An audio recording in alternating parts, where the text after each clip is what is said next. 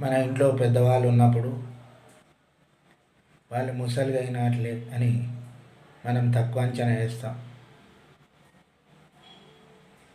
వాళ్ళ మాటలు వినం.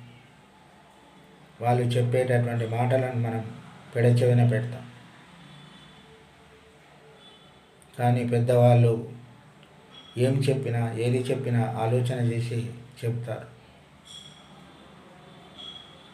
అందుకోసం దయచేసి మనం అందరం కూడా పెద్దవాళ్ళ మాటలు వినాలి. ఎందుకంటే వాళ్ళు బ్రతికున్నప్పుడే వాళ్లకు మనం విలువ ఇవ్వాలి.